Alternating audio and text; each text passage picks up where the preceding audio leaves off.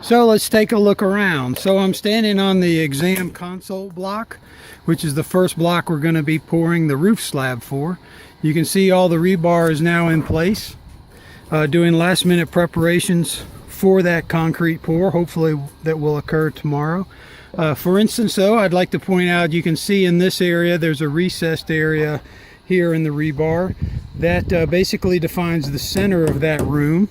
And so the rebar actually turns down as it comes into that space, and what that does is it makes the rebar be able to hold that concrete a little bit better than if it just ran straight across. You can see rebar often has hooks on the end to mechanically grab the concrete, and then this big open area is where we'll have one of the domes, translucent domes, and so around this opening is a very important structural beam that basically ties this perimeter of this all to the walls.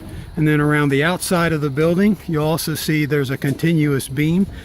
So each block of the building, so this entire block has a continuous beam around it.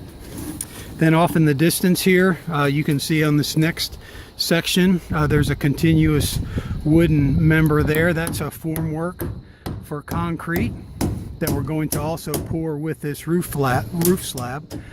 This is so that we can get that poured, strip the wood off, and then add 3 courses of block so that it gets up to the height of the higher block that you see there.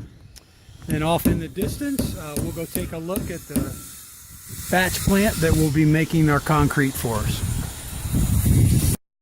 When we're pouring this concrete, one of the things you have to take into consideration is if you want to run anything through the concrete, it's a whole lot easier to do that, make a hole through the concrete before it's there rather than after. So for instance, here we have some conduits that are running from space to space, so we'll be able to run wires from one room over to the other one. And then a smaller conduit is actually where a wall switch wire will go. And we have other tubes. For instance, there's drain pipes for rainwater that will collect here. The small tube beside it is pretty much a conduit through which we'll be able to run the air conditioning pipes and wiring so that nothing will be outside the edge of the building that you might commonly see otherwise. This is just a good old vent pipe for the plumbing.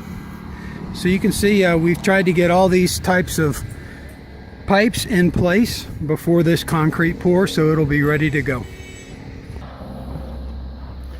I'll point out just the amount of labor that's required. Everything's been hand tied. All these rebar connections are tied down inside the forms. You'll even see like this wire here. That's actually holding the 2 sides of the forms together so that they won't spread apart when there is concrete added. And then as you see out down here on the outside of the form, those wires that are pulling the 2 forms together. And then when you go underneath all that formwork, this is what you see when you look up. So we have these metal posts in place that are adjustable length, but they're all bracing this formwork to be able to support the concrete that will be placed above it. And this basically is the case throughout the building for this first concrete pour. It's very common in the Dominican for them to use basically these trees. This is actually a very, very dense wood, so they work very well to support formwork. And like most things in the Dominican, they will be used over and over until they just literally fall apart. All this, these roof slabs require a lot of rebar, so we've recently had some more rebar delivered, both 1/2 inch, and the majority of it though is 3/8 for those roof slabs. We also do have some 3/4 here, which is for those larger beams. So you can see out here at the front of the building that this is where I was talking to you earlier up on that section of the building. Here's the emergency room block, surgical back in the back. You can see this beam that I mentioned that's running all the way around this part of the building. As you can see, it continues all the way out back. And we have rebar stobbed here that's bent out towards us because this is where a large roof will be located, and so that rebar will tie that roof slab to that structural beam. So we're now a little further west of the building, and I'll show you here. We have several gravels of pile, different size gravel, and then a bunch of sand back there in the back. Sand has been a rare resource here lately due to some problems with the places where they manufacture that. And then this is our batch plant that's being set up to mix the concrete. Hopefully you'll see an update after this update of this thing in use, and you'll see the concrete being mixed and then taken over and placed on the roof slab.